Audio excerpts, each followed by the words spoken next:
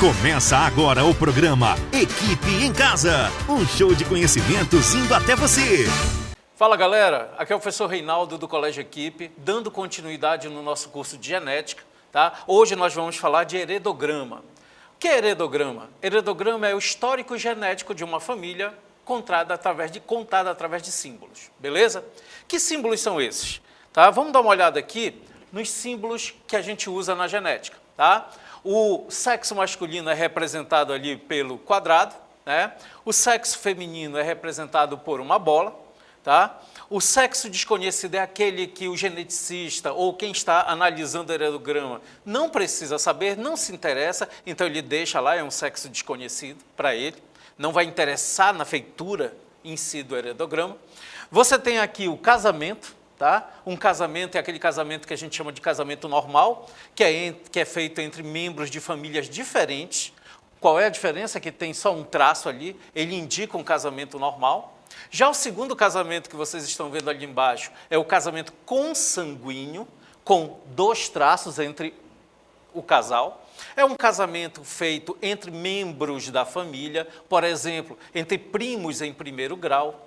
Tá? É um casamento que a gente não aconselha muito, porque pode causar problemas genéticos no futuro. Tá? Aí você tem aqui esse símbolo, né? Esses dois símbolos, ou todo escuro, ou todo marcadinho ali, rachurado, que são os indivíduos que vão ser estudados. Aí esses indivíduos eles podem ter uma característica, né? Pintada lá, dominante, ou uma característica recessiva. Analisando a genealogia, a gente descobre isso, a gente já vai ver isso aí. Beleza? Nós temos o outro aqui, o outro símbolo que é o símbolo de descendente, são os filhos, né? Vamos supor, neste caso, o casal teve 3 filhos, tá bom? Geralmente nós contamos da esquerda para a direita, né? Você tem aqui, o primeiro foi esse menino, depois veio outro menino e depois uma menina, certo? Então o mais velho é o primeiro aqui, tá? E o caçula é a menina. É assim que a gente conta numa genealogia. Depois nós temos os gêmeos, tá? Nós temos 2 tipos de gêmeos, os monozigóticos e os dizigóticos. Monozigótico é aquele, tá? O monozigótico é aquele que vocês estão vendo que tem um triângulozinho, é fechado, ó, fechado, é o monozigótico. O que é um gêmeo monozigótico? Gente, é muito simples. O monozigótico é aquele cara em que um espermatozoide fecundou um óvulo. Então o espermatozoide fecunda o óvulo e o óvulo começa a virar zigoto. Esse zigoto ele vai se dividindo, vai formar um embrião. E num determinado momento esse embrião se parte ao meio. Beleza? Por isso que a gente diz que o gêmeo monozigótico, eles são sempre do mesmo sexo. Beleza? E eles, a gente pode dizer que eles são clones, porque eles são geneticamente iguais. Já os dizigóticos, dá uma olhada aí, falta a ligação, né? Os dizigóticos, eles podem ser do mesmo sexo, podem ser de sexos diferentes. A diferença é que no dizigótico você vai ter 2 espermatozoides, tá? Para 2 óvulos. Cada espermatozoide fecunda seu óvulo. E aí você vai ter indivíduos ou do mesmo sexo, ou do sexo diferente, mas que não são geneticamente iguais. Safo isso? Então, é com esses símbolos aqui que a gente vai trabalhar a nossa genealogia ou heredograma. Continuando aqui, eu coloquei para vocês uma família, vamos só analisar essa família aqui. Dá uma olhada aqui. Eu tenho aqui 3 casais, tá? Olha aqui, o primeiro casal, segundo casal e terceiro casal, beleza? Eu tenho 3 gerações, a gente tem que analisar desse jeito. A primeira linha corresponde à primeira geração, a segunda linha corresponde à segunda geração e aqui a terceira e última geração. Beleza? Continuando aqui, vocês estão vendo que os indivíduos pintados são os afetados. São os caras afetados, que podem ser dominantes ou podem ser recessivos. Eu vou analisar depois o heredograma para definir. Beleza?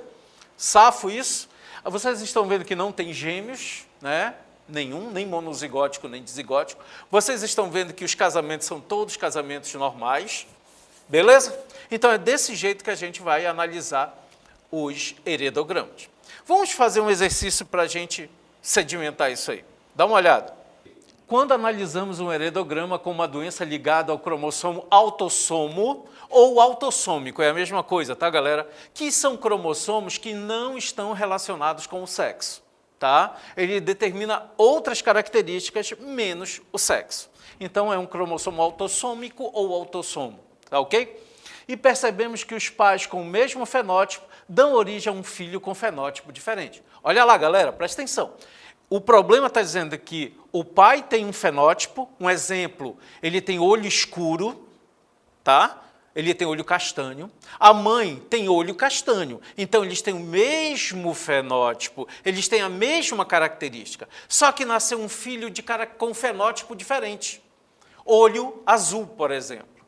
É possível, Reinaldo, um indivíduo de olho castanho, casado com uma mulher de olho castanho, e nascer um filho de olho azul? É possível, sim.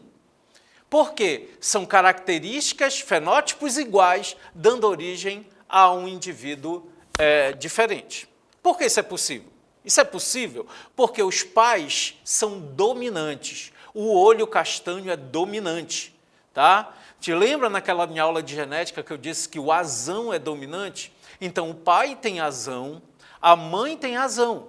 Só que nasceu um filho diferente dos pais. É possível isso?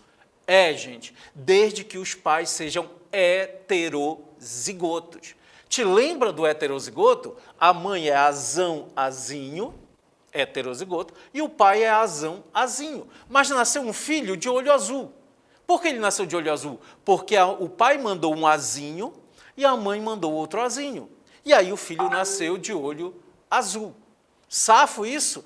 Então, para ter fenótipos iguais com filhos diferentes, os pais têm que ser heterozigotos. Qual seria a alternativa, então, aqui?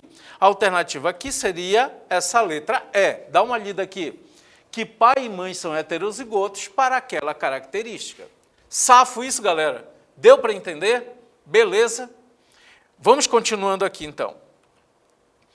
Vamos entrar em cariótipo agora. O que é um cariótipo? O cariótipo, gente, é o estudo dos cromossomos. Dá uma olhada aqui no nosso slide aqui. Vocês estão vendo que eu tenho 2 cariótipos. Os cariótipos são numerados, tá? Eles são numerados do número 1 ao número 22.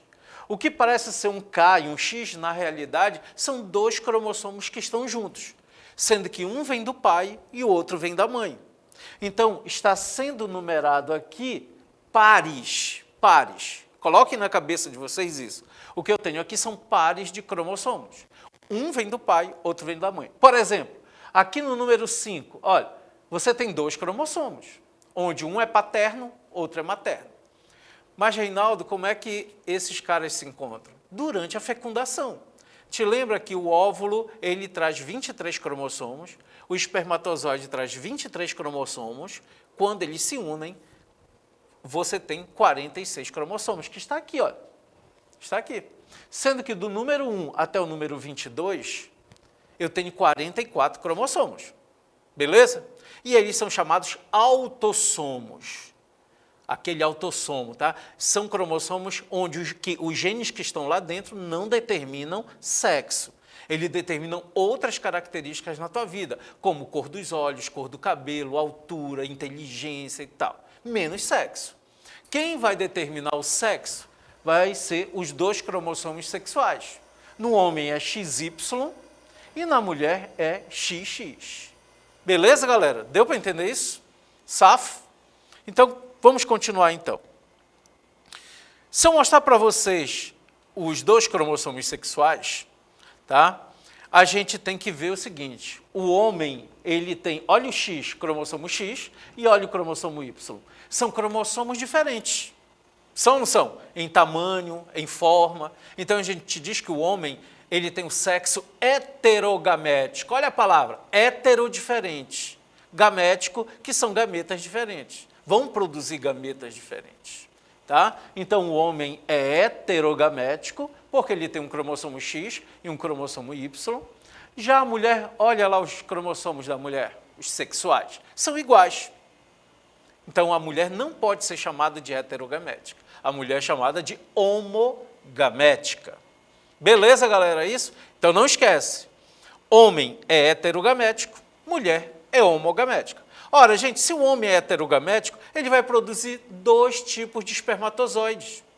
Um espermatozoide contendo X e um outro contendo Y. E a mulher? A mulher, como ela é homogamética, ela só produz óvulos contendo cromossomo X. Então, gente, presta atenção. Quem define o sexo na espécie humana são os homens. Beleza? São os homens. Porque só o homem que é heterogamético, aprendi isso aí quando tu estiver estudando. Só o sexo heterogamético é que define o sexo. Que define se vai ser homem ou se vai ser mulher. Beleza? Então, se tu tiver alguém na tua casa, né, ou conhece alguém que está grávido, aquele sexo foi determinado pelo homem, dependendo do espermatozoide que entrou naquele óvulo. Safo isso? Então, vamos continuar. Se a gente colocar o cromossomo X e o cromossomo Y pareados, vocês vão ver que eles têm diferenças, mas também têm igualdades. Então, olha para cá. O cromossomo X ele é maior que o cromossomo Y, é visível. Tem uma região do cromossomo X que eles pareiam, olha aqui, chamada de região homóloga, é a região que pareia. Reinaldo, o que tem parear? É que o gene que está num lado está no outro. Então, a região homóloga é aquela região de pareamento de genes. Safo? Já aqui para baixo, vocês estão vendo que são diferentes. Essa região, então, aqui é região não homóloga. A região que não pareia não é homóloga. Beleza? O que quer dizer isso? Quer dizer que um gene que está bem aqui, por exemplo, olha, um gene que está aqui no X não está presente no Y, porque eles estão na região não homóloga. Safo isso, galera? Essa região aqui ela é chamada de não homóloga do X e essa daqui é chamada de não homóloga do Y. Beleza? Essa região aqui ela vai dar origem a uma herança chamada herança ligada ao sexo, que a gente vai estudar com vocês mais tarde. E aqui no Y é uma região não homóloga do Y que vai dar origem a uma herança chamada herança restrita ao sexo. Valeu, galera? Beleza? Tá? E para a gente finalizar essa aula, vamos ver dois tipos de herança ligada ao sexo. Lembrando, herança ligada ao sexo é uma herança ligada à região não homóloga do cromossomo X. Então, dá uma olhada aqui. Tem duas doenças que estão relacionadas com a herança ligada ao sexo, que é a hemofilia e o daltonismo. Tá? Hemofilia é retardo na coagulação. Né? O hemofílico ele não consegue coagular seu sangue direitinho, então ele tem sérios problemas se sofrer um corte, por exemplo. E o daltônico, né, ele tem diferenças, ele não consegue visualizar algumas cores. Ele tem dificuldade e em algumas cores ele confunde essas cores. Beleza? Então dá uma olhada. Tudo isso aí é uma herança ligada ao sexo. Tudo isso é uma herança lá do cromossomo X. Não esquece, do cromossomo X. Então, olha aqui, na hemofilia.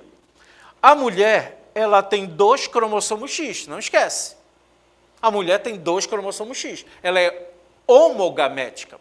Automaticamente, se a mulher tiver esse genótipo Hzão, né, H maiúsculo, eu estou dizendo que ela é homozigota. Beleza isso aí? Tu te lembra de homozigoto? Bora lembrar rapidola. Homozigoto são genes alelos iguais. Eu estou representando o gene por H. Se ela é H dominante e H dominante, num X H dominante, no outro X H dominante, ela é homozigota. Então, essa mulher não terá hemofilia. Vai ser uma mulher normal. Beleza? A mesma coisa do daltonismo. Olha lá. Só que agora eu represento o gene por D, D de daltônico. Se a mulher for D dominante e D dominante, ela é homozigota dominante. Ela não terá o daltonismo. Beleza? Olha a segunda mulher.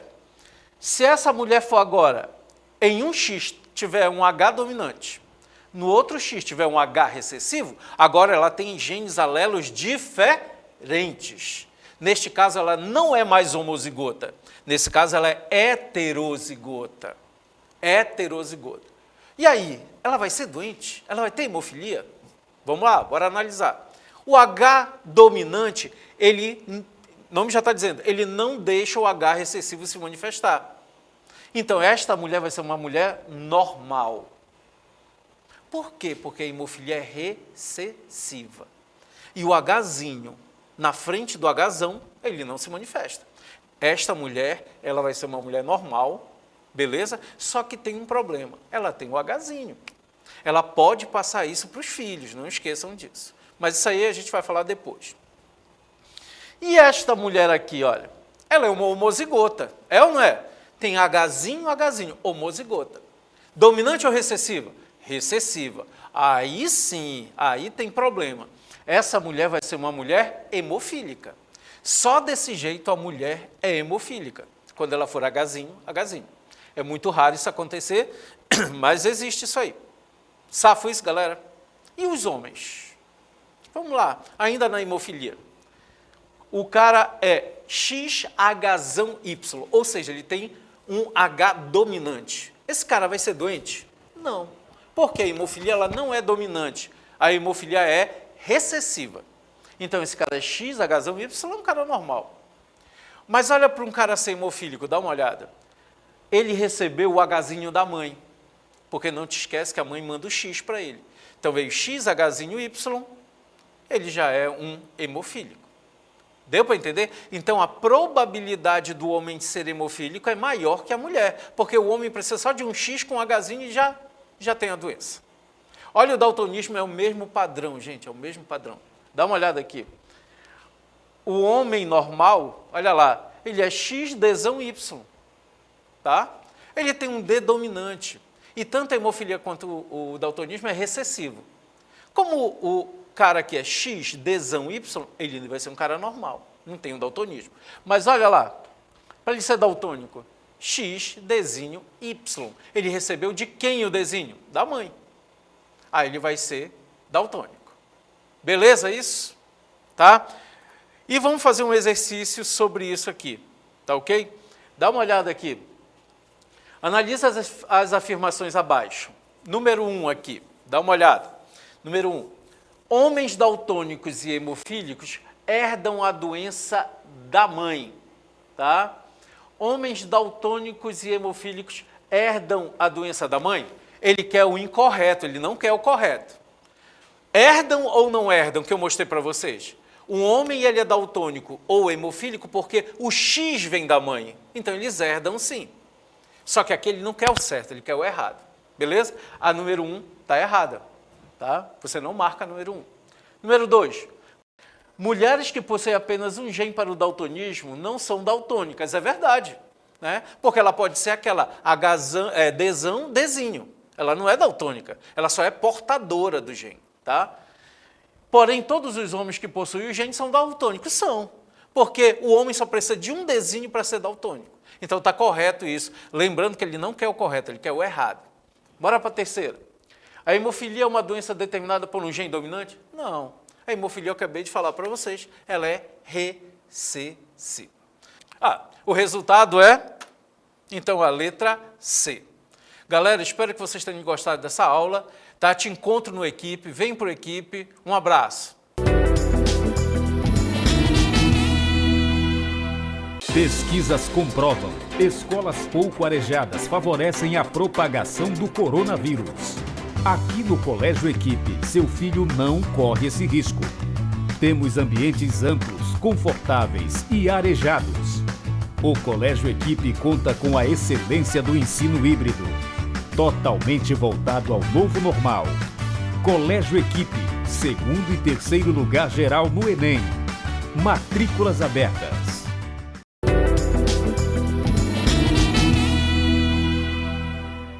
Olá, viemos aqui novamente trazendo mais um assunto de matemática. Hoje, o assunto em questão é o assunto de proporção. Esse assunto de proporção ele é bastante interessante porque ele vai trazer tudo que a gente aprendeu no assunto passado de frações e tudo que a gente aprendeu nas aulas anteriores. Para dar início ao assunto de proporção, vamos iniciar agora com o principal tema que ele permite a gente compreender bem melhor esse assunto, que é o assunto de razão. Tá? Vamos iniciar definindo o que é a razão, ou seja, qual é o seu principal conceito. que nós temos aqui, ó.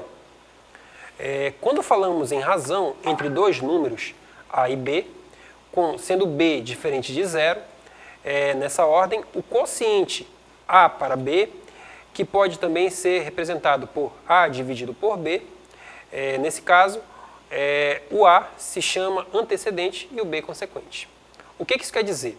Quando nós temos aí dois números, nós podemos dizer que uma razão é a divisão entre eles, ou seja, igual a gente viu lá na parte de frações, aqui na parte de razão, a principal operação matemática que quando nós falamos em razão nós devemos lembrar é a divisão.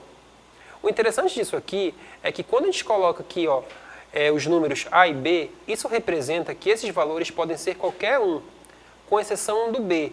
O B pode ser qualquer valor, só não o zero. Então, aqui nós temos aqui um seguinte caso. Para ficar mais fácil, eu vou trazer um exemplo. Ó. Diz assim, ó, em uma festa, 100 pessoas foram convidadas, mas somente 70 compareceram. Então, se a gente for fazer a razão entre o número de convidados que compareceram e o número de pessoas que foram convidadas, nós vamos ter o número 70 para 100. Então, essa forma aqui, ela se assemelha bastante ao que a gente vimos na aula passada, ou seja, se assemelha bastante com a ideia de fração que nós vimos na aula passada. Mas só que essa ideia de razão, ela é um pouquinho mais sofisticada, ela possui um pouquinho mais de atributos que a aula passada. Tendo ideia do que significa o conceito de razão, podemos dar início à proporção. Então, ó, qual é o principal conceito que envolve a proporção? O conceito que diz é o seguinte, ó, é uma igualdade entre duas razões que podem ser representadas por A sobre B igual a C sobre D, em que o primeiro e o último termo, no caso o A e o D, nós chamamos eles de extremos, e enquanto o segundo e o terceiro, que é o B e o C, nós chamamos de meios. Para ficar mais fácil esse conceito, para ficar mais fácil esse entendimento desse conceito, vamos utilizar aqui um exemplo. Ó. Nós temos aqui, ó, a razão de 4 e 8 é igual à razão de 16 e 32. Então, nós podemos escrever. Ó. Primeiro, nós escrevemos a razão de 4 e 8, e agora colocamos o sinal de igualdade, e agora colocamos a razão de 16 para 32. Nós podemos dizer que eles são proporcionais, nós podemos dizer que essas duas razões são proporcionais, por quê? Porque se a gente for dividir 4 dividido para 8, nós vamos ter o valor de 0,5. E se a gente for dividir 16 dividido para 32, nós também teremos o valor de 0,5. Ou seja, dizer que duas razões são iguais ou são proporcionais quer dizer que o mesmo valor que uma possui, outra também possuirá, apesar dos seus números serem diferentes, mas o resultado deles são iguais. Já que nós pegamos agora a ideia de o que significa uma proporção, nós podemos entender as propriedades que envolvem uma proporção. Na proporção, nós possuímos 3 propriedades. Uma propriedade se chama propriedade fundamental da proporção e as outras duas são muito utilizadas para resolver problemas matemáticos. Tá? Vamos iniciar agora com a primeira propriedade, a propriedade fundamental. Essa propriedade fundamental ela é muito utilizada também na resolução de problemas que a gente pode encontrar no nosso dia a dia. E ela diz assim, ó, o seu principal conceito é esse. O produto dos extremos é igual ao produto dos meios. Ou seja, se a gente tiver aqui ó, o A sobre B, que é igual a C sobre D, a gente pode fazer uma multiplicação aqui desses valores. Ou seja, o A vezes o D e o B vezes o C. Bora ver como isso se encaixaria num problema que a gente pode encontrar no nosso dia a dia. Para isso, eu trouxe um exercício bem prático. Ó. Diz o seguinte, ó. João abasteceu seu carro com 10 litros de gasolina e pagou R$ 27,00. Legal. Quanto ele pagaria se tivesse abastecido neste mesmo posto com 12 litros de gasolina? Aqui é interessante. Bora lá. Nós temos aqui uma razão. Como é que nós fazemos a primeira razão? Ó, nós vimos que para 10 litros de gasolina, o João aí pagou R$ 27,00. Ou seja, eu tenho aqui uma razão de 10 por 27. Agora, bora associar isso aqui com uma razão futura, mais proporcional, que aqui no caso seria, ó, coloca aqui o sinal de igualdade, já que vai ser futura. Ó, já que eu sei que João vai abastecer 12 litros, mas eu não sei quanto ele vai pagar, eu vou colocar esse valor que ele vai pagar aí como um sinalzinho de x, ou seja, um valor que a gente vai descobrir ainda. Então aqui ficaria, ó, 12 para x. E se a gente utilizar aquela ideia, aquela propriedade fundamental, nós vamos ter o seguinte, ó, fazemos o produto dos extremos pelos meios, ou seja, 10 vezes o x, que é igual a 27 vezes o 12. Então, ó, é legal isso aqui porque nós podemos perceber o seguinte, como a matemática se associa pontos em pontos, ou seja, nós vimos razão, estamos em proporção e agora nós estamos em uma equação do primeiro grau. Então nós fazemos o seguinte, ó, 10 vezes o x continua 10x e nós multiplicamos 27 vezes 12, nós teremos o valor aí de 324. Aquele 10 que estava multiplicando o x, nós vamos colocar dividindo aí o 324. Ou seja, 324 dividido para 10 dá 32,4. Então assim a gente vai conseguir entender quanto é que João ele vai pagar se ele abastecer no seu carro 12 litros. Ou seja, ele vai pagar R$ 32,40. Esse exemplo aqui ele é muito importante para a gente porque ele mostra como nós podemos encaixar essa ideia de proporção em algum acontecimento diário em que nós precisamos calcular um número futuro. Já que a gente viu a propriedade fundamental, vamos ver agora aquelas duas propriedades que a gente viu que a gente mais utiliza para o cálculo. A primeira propriedade diz o seguinte, ó, se a gente possui aqui duas razões e elas são proporcionais, ou seja, uma é igual à outra, então nós podemos operar da seguinte forma, ó, nós pegamos a primeira razão aí, nós podemos somar o número de cima com o número de baixo e dividir pelo número de cima. Tá? Se a gente faz isso na primeira razão, a gente tem que fazer da mesma forma na segunda. Ou seja, nós pegamos aí o número de cima somado com o número de baixo e divide pelo número de cima. Se caso a gente escolher fazer diferente, ou seja, se a gente somar o número de cima com o número de baixo e dividir pelo número de baixo, a gente vai ter que fazer exatamente da mesma forma na segunda razão. Vai ter que somar o número de cima com o número de baixo e dividir pelo número de baixo. Essa aqui é a primeira propriedade, nós utilizamos aqui para a soma. Essa primeira propriedade também nós podemos utilizar para a subtração, que ficaria dessa seguinte forma, ó, uma mesma razão, A sobre B, que é igual a B sobre D, ou seja, nós temos aí uma proporção, e nós podemos fazer o mesmo procedimento anterior, só que trocando o sinal. Ou seja, se a gente subtrai o número de cima com o número de baixo e a gente divide pelo número de cima. Se a gente fez isso na primeira razão, a gente vai ter que fazer igual a gente fez agora na segunda razão.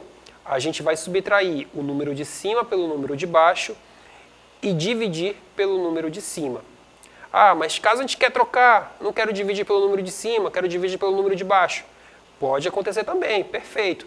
Então, a gente vai subtrair o número de cima pelo número de baixo e dividir pelo número de baixo, e a gente vai ter que fazer isso da mesma forma na segunda. Subtrair o número de cima com o número de baixo e dividir pelo número de baixo. Tá? Essa aqui é a primeira propriedade. A segunda propriedade diz o seguinte, ó, se a gente possui aqui uma proporção, ou seja, duas razões aí iguais, A sobre B e C sobre D, a gente pode somar o número de cima com o número de cima e o número de baixo com o número de baixo. Fazendo essa soma, a gente vai achar uma outra razão que também será proporcional àquelas duas. Então, ó, da mesma forma como a gente fez na primeira, em que nós vimos que a gente podia utilizar tanto a soma quanto a subtração, nós podemos fazer aqui nessa segunda propriedade. Ó. Se a gente tiver a mesma propriedade e em vez de somar a gente quiser subtrair, nós novamente encontraremos uma outra razão que também será proporcional às outras duas. Para que essa ideia fique mais clara para a gente, para que a gente consiga compreender melhor essa ideia, eu trouxe aqui um exercício em que nós colocaremos em prática essa propriedade que nós aprendemos aqui. Ó. Está aqui o exercício. Aí fala o seguinte, ó, para preparar um suco, mistura-se polpa e água, na razão de 2:6. Aí faz uma pergunta assim pra gente, ó, para fazer 40 litros de suco, qual é a quantidade necessária de água e de polpa que nós devemos usar? Legal. Esse tipo de questão aqui, ele é muito bacana porque a gente vai ter que utilizar alguns conhecimentos que nós vimos em português, ou seja, a interpretação de texto. Para ficar mais fácil aqui, ó, bora utilizar o seguinte. Bora dizer que a polpa, a gente vai colocar a letrinha P para representar a polpa. E a água, a gente vai colocar a letrinha A para representar a água. A gente sabe que para a gente fazer um suco, a gente tem que misturar a polpa e a água. Ou seja, a gente misturando a polpa e a água, a gente vai ter lá os nossos 40 litros de suco. Então nós podemos fazer o seguinte, ó, nós podemos agora jogar numa razão.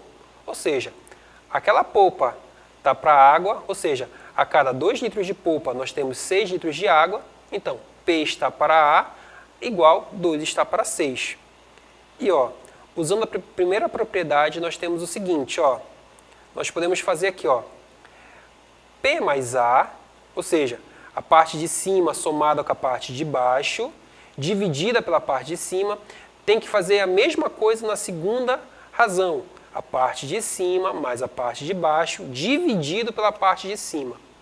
Então, ó, P mais A, como a gente viu lá em cima, ó, P mais A é igual a 40. Então, nós substituímos. Em vez de ficar P mais A, nós teremos aqui 40. E 2 mais 6, nós sabemos que é 8. O legal disso aqui é que isso aqui a gente volta para a propriedade fundamental. Ou seja, aquela propriedade que diz que numa razão existe o produto dos extremos pelos meios são iguais. Então, aqui nós temos, ó, nós temos aqui a propriedade fundamental, então aqui nós temos, ó, 40 vezes 2, que é igual a 8 vezes P. Ou seja, agora a gente vai cair numa equação do primeiro grau. Então nós fazemos assim, ó, 40 vezes 2 dá 80. 8 vezes P dá 8P. Esse 8 aqui nós podemos colocar dividindo 80, ou seja, de polpa nós teremos o seguinte, ó, 80 dividido para 8 é igual a 10. Ou seja, nós teremos 10 litros de polpa. E já para o litro de água, como é que a gente faz? Para a gente encontrar essa quantidade de água aí, nós podemos voltar lá para o início, ou seja, lá para nós quando nós estávamos fazendo o suco, que nós vimos que para fazer o suco nós tínhamos que misturar a polpa e a água que dava os 40 litros que foi pedido. Então, ó, polpa mais água dá 40 litros, a gente viu que a nossa polpa aí é 10, então a gente vai substituir. Aonde tiver o P, a gente coloca 10. Então, 10 mais A é igual a 40. E nós podemos agora achar o A isolando ele, que ficará o seguinte, ó. O A é igual a 40 menos o 10.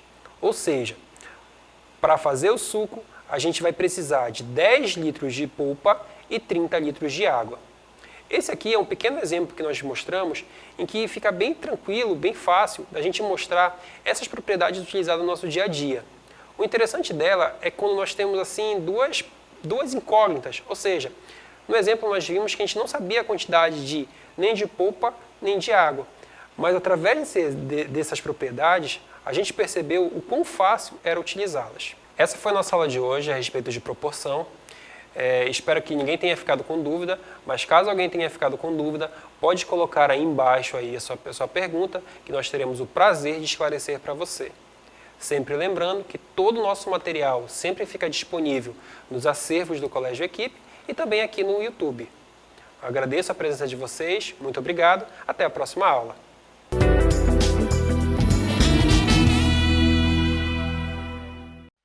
No novo normal, uma boa escola deve oferecer biossegurança, espaço amplo e arejado para preservar a saúde de seus alunos. Tudo isso você encontra no novo Colégio Equipe no Trem, uma nova escola com a excelência do ensino online e plataforma digital que está revolucionando o aprendizado no Brasil. O sistema SAE Digital. Em 2021, seu filho merece uma nova escola com segurança e conforto. Novo Colégio Equipe Trem. Matrículas abertas.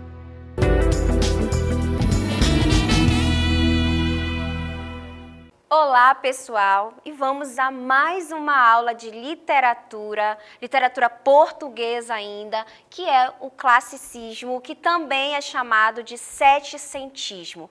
É a arte da literatura renascentista, ainda chamada como renascentista, que acontece entre meados do século XV a XVI. E aqui começa a abertura com essa pintura renascentista, né, que representa uma obra de Atena apresentando armas a Enas. Né? Então, aqui aquela questão bem mitológica, né? De deuses, bem mitologia aqui no classicismo. E o que foi essa escola literária? Que é classicismo, né?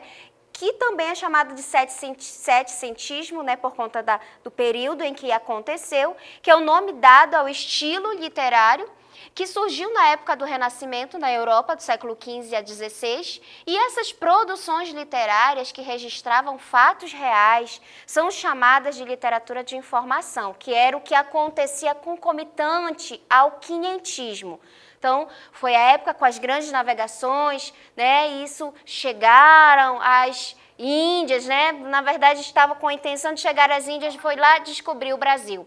E com o Brasil, começa com a literatura, né, dessa terra desconhecida como literatura de informação. Então, foi assim, um período de grandes transformações culturais, políticas e econômicas para o momento, né, e foi o momento em que a arte expressava novos conceitos de visão de mundo, lembrando de antropocentrismo, o homem no centro de tudo, a questão da mitologia, eita, muitas coisas novas aqui.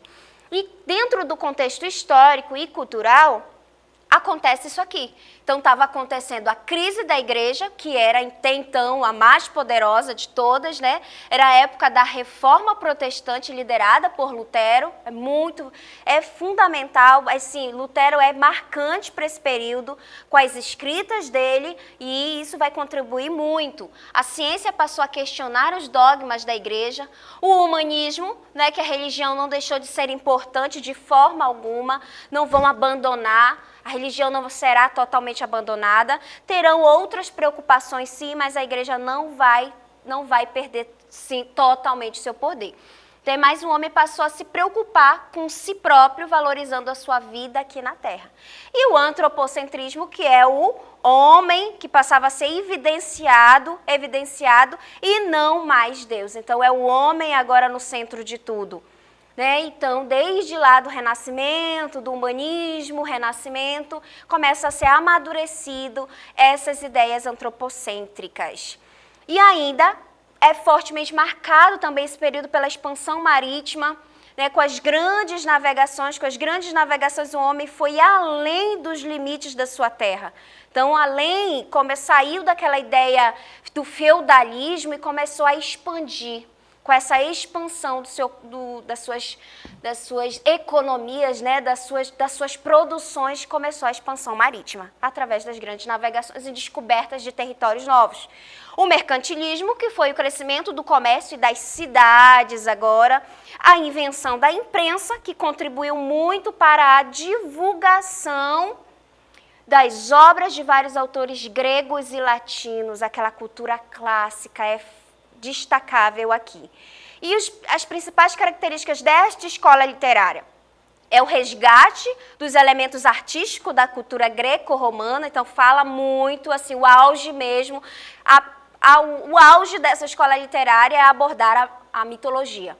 Né? Então, o idealismo buscava, nessa retomada da mitologia, a busca pela perfeição estética, é valorizada essa perfeição estética e pelo amor platônico e elevado. O universalismo, os assuntos pessoais ficaram de lado e as produções universais passaram a ser privilegiadas. Olha só, essa ideia de perfeição, vocês vão ver que na próxima escola literária, ela vai totalmente desprezar essa ideia de perfeição. Porque, imagina a ideia religiosa, que era fortemente marcado na escola anterior. Essa ideia de perfeição acaba levando a pessoa ao pecado. Né? Então, vai ser né? Olha o que vai acontecer, essa ideia de perfeição, de equilíbrio, de harmonia, todos esses ideais mitológicos vai influenciar na escrita, porque a estética, a escrita literária, as poesias vão também valorizar essa perfeição dos versos perfeitos, bem rimados, todas as métricas aqui. Então, como principais características ainda, tem o predomínio da razão, que a gente falou, é o antropocentrismo, né? A expressão dos sentimentos era controlada pela razão, não tem nada de emoção aqui, vamos agir com a razão. Busca pela perfeição das formas, a métrica, a rima, a correção gramatical, tudo isso passa a ser motivo de atenção e preocupação. É tudo centrado na perfeição. Eita, então, associando algumas das grandes obras, né, de pintores, as características da literatura classicista, tem essa aqui, que é o Parnaso, de Andrea Montina, né, essa ideia, olha ali, sempre com essa imagem, deuses ali, ó, o cavalo de asas, sempre essa ideia bem mitológica. Parnaso era o campo, era um lugar onde os deuses habitavam, toda bem resgatando na pintura essa ideia classicista. E olha essa outra obra aqui que é bem marcante desse período também, o Homem Vitruviano. Aqui é o homem, olha só, o homem no centro de tudo.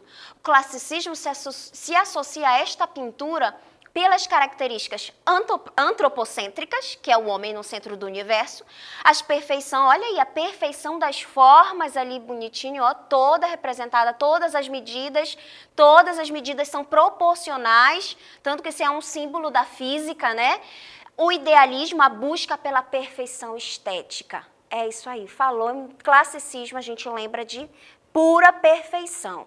E essa aqui, olha isso, essa obra Criação de Adão de Michelangelo é muito legal, que ela também é fundamental para associar essa escola literária, porque mostra aqui Adão e o homem, né, Deus e o homem, na verdade, como algo assim, ó, antropocêntrico, uma coisa bem próximo, não tem mais aqui, nossa, Deus é algo inatingível, Deus está aqui, ó, eu sou a imagem, o homem é a imagem e semelhança de Deus. Olha ali como é que fica. Então, o aspecto do classicismo que pode ser associado a esta pintura é o humanismo. Então, o homem passou a acreditar em si mesmo e para as mudanças valorizando sua vida terrena, o que sugere a questão, Deus criou o homem ou o homem criou Deus? Olha aí, os questionamentos existenciais que começam a ser questionados nesse período. É tenso. Olha, aqui mais uma obra marcante do classicismo, dessa escola literária, que na arte, né, no caso, O Nascimento de Vênus, muito legal também, porque conta, bem marcante, essa ideia da mitologia, de novo, o classicismo associa a esta obra através dos seguintes aspectos, mitologia e paganismo, porque aí acredita assim no politeísmo, né, vários deuses, e que é a crença em deuses não aceitos pela igreja, idealismos do belo, ó, essa ideia do belo, né, que ela é a deusa da fertilidade, do bem, da verdade e do amor. A busca pela perfeição estética, ela é perfeita. É isso aí. E os principais artistas, quem foram os principais autores e as principais obras? Para agora, para o Enem, para ideia, para fins de prova, vestibulares, o Enem, né? Vestibulares, digamos mais, porque Enem faz tempo que não vem uma questão de classicismo, é mais centrado na literatura brasileira. Mas a gente precisa conhecer todas as escolas literárias, todo esse processo, né, de literatura portuguesa, brasileira, lembrando que o classicismo aconteceu ao mesmo tempo com o quinhentismo, que a gente vai falar do quinhentismo também. Então a gente lembra de Camões, que escreveu uma epopeia fenomenal que é Os Lusíadas. Todo mundo precisa lembrar, saber um pouquinho dessa escola literária. Então, um dos maiores nomes da literatura universal, olha aí a importância que esse carinha teve. A literatura universal, certamente o maior nome da literatura portuguesa foi Luís Vaz de Camões. Então, escreveu poesias líricas e épicas e peças teatrais, porém, a sua obra mais conhecida e consagrada é a epopeia Os Lusíadas, considerada uma obra-prima. Essa obra é dividida em 10 cantos, né, em 8.816 versos, distribuídos em 1.120 estrofes, e narra a viagem de Vasco da Gama às Índias. É muito interessante que também ela chega até ser comentada, né, chega a ser comentado no livro, né, em Os Lusíadas, sobre essa possível chegada, descoberta do Brasil, aquela terra desconhecida ali, também é falado ali. Então, importantíssimo para a história de Portugal foi essa obra, Os Lusíadas. É muito interessante a história de Camões. Camões é fenomenal, né? Se vocês olharem, uma curiosidade sobre Camões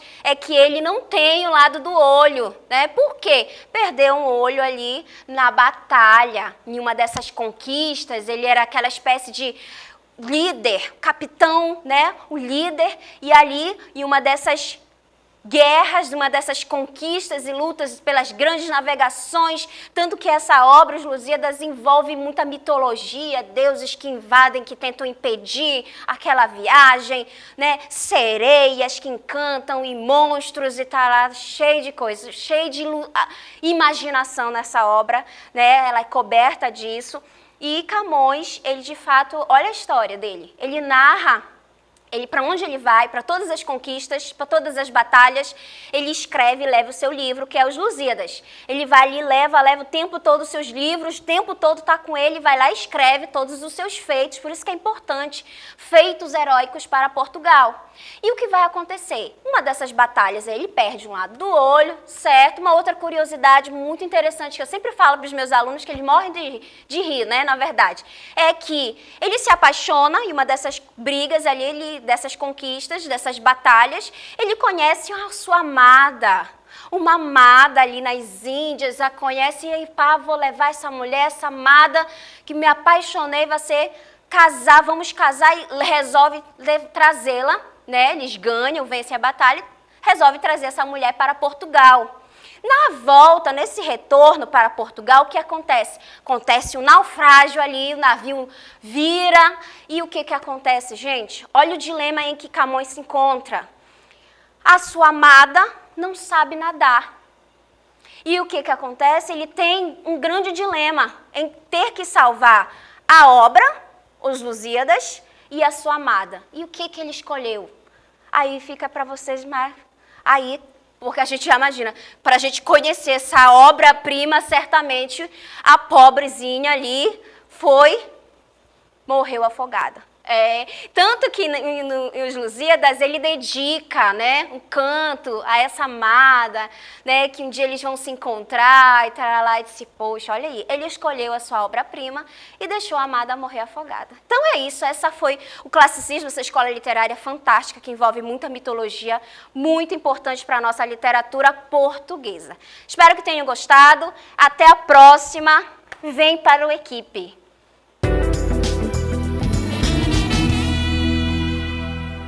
O Colégio Equipe continua dando um show de aprovação em medicina. Vitória Larissa Dias dos Reis e Yasmin Guerra Mendes, que também provaram a todos nossa excelência no ensino, sendo aprovadas no curso de medicina.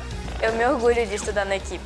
Para mim, não existe colégio melhor que o Equipe. Colégio Equipe, segundo e terceiro lugar geral no Enem. Matrículas para 2021 abertas do maternal ao ensino médio.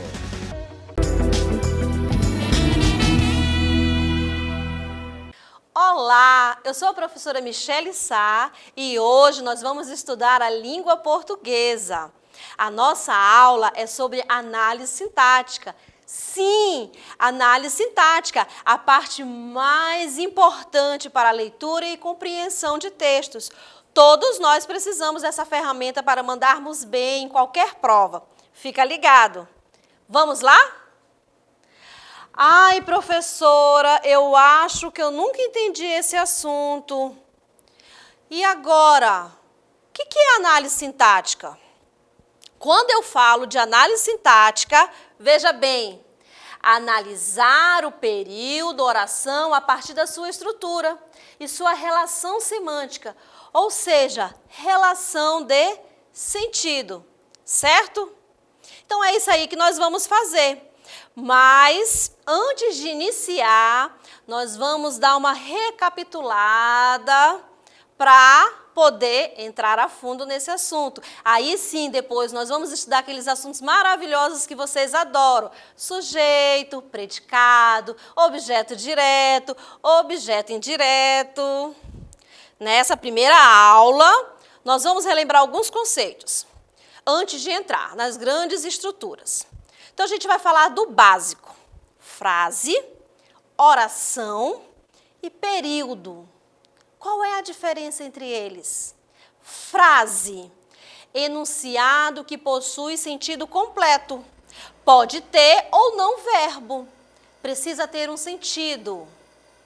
Vejam bem, nós temos as frases nominais e nós temos as frases verbais. Frase nominal não possui verbo. Tudo bem? Socorro! Tem títulos de livros também. Harry Potter e o Cálice de Fogo. Título curto, simples, mensagem passada. Frase verbal. Estou estudando bastante. Hoje vou fazer uma boa prova. Percebam que nós temos verbo. Olha só, estudando. Vou fazer. Professora, vou fazer. Sim, eu tenho uma locução verbal. Aqui eu tenho só uma ação verbal. Vou fazer. Frase, enunciado com sentido completo. Pode ter ou não verbo. Pode ser nominal ou verbal. Oração. Igreja? Também, mas a oração lá na nossa gramática é um enunciado que possui ação verbal. É obrigatório ter a ação verbal. Pode ter ou não sentido completo, a gente vai entender mais tarde o que isso quer dizer. E período? É uma frase organizada em orações. O período ele pode ser simples e ele pode ser também composto. O que seria então um período simples? Vamos ver. Os dias de verão são mais longos. Olha lá o verbo são. Eu tenho apenas uma ação verbal, então eu tenho aí dentro deste período apenas uma oração. Período simples. Olha só o período composto. Ele chorou quando soube que havia sido aprovado. Verbo chorar e aqui a locução havia sido. Também tenho aqui, no caso, duas orações. Por quê? Porque eu tenho duas ações verbais. Tudo tranquilo até aqui? Certo. Então, vamos recapitular. Frase, enunciado que tem sentido completo, pode ter ou não ação verbal. Aí eu tenho a frase nominal e a frase verbal. Oração é um enunciado que obrigatoriamente eu preciso da ação verbal, porque senão não vai ser uma oração. E o período, que ele é uma frase, tá? Com orações. Pode ter uma oração, período simples, se tiver mais de uma oração, período composto. Detalhe para o período. O período, ele tem que iniciar com a letra maiúscula e terminar lá com o pontinho. Pode ser o ponto final, pode ser o ponto de exclamação, pode ser as reticências. Tudo tranquilo? Vamos treinar? Como é que seria então lá na hora da prova? Professora, eu entendi tudo, eu já sei o que é frase, o que é oração, o que é o período. Mas como é que vai ser lá na hora da prova que ele vai me cobrar? Vai mandar aqueles textos enormes? Vai sim. Então vamos ver lá o texto. Isso aqui é um trecho do livro Nas Ruas do Brás, do Drauzio Varela. Embora o Brás fosse um bairro de operários imigrantes, eram visíveis os contrastes culturais.